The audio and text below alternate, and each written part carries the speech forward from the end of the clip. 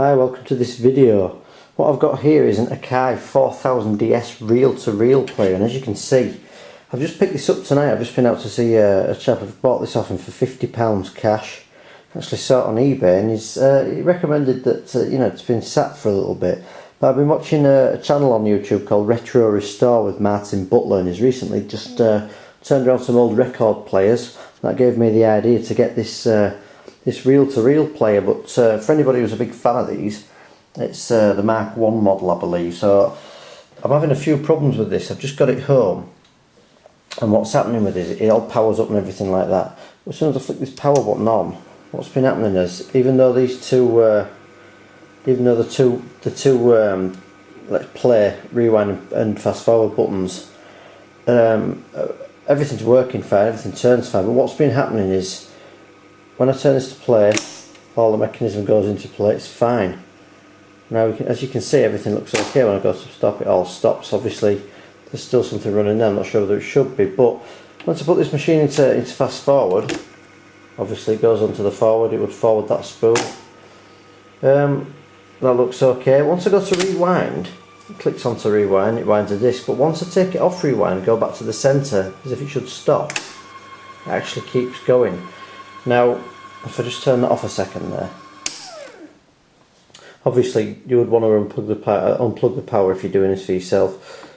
But once I move that away and turn the power back on, you can see that I've not moved it quite enough.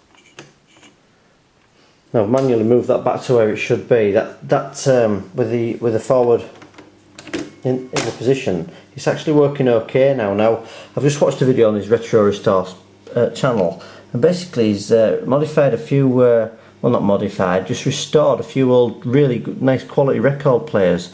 One of the biggest faults I've seen on them was the grease inside these, because they're quite old.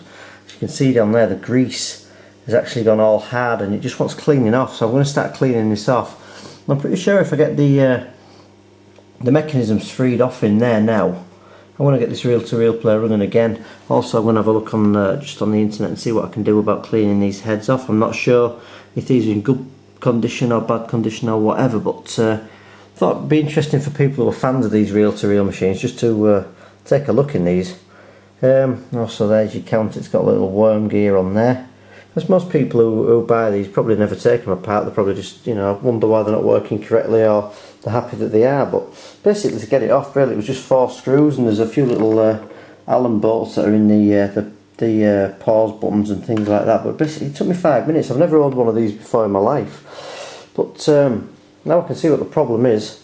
I'm going to sort that out. I'm going to clean that old grease off there and give it a spray up with something. Obviously, unplug it first and make sure these mechanisms are freed off. I don't think there's anything wrong with these belts.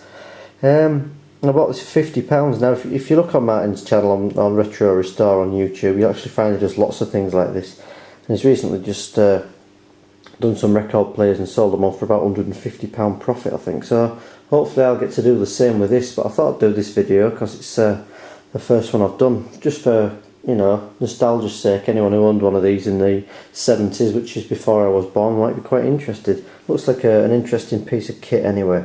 Just thought you might like to see the insides of it. Thanks for watching.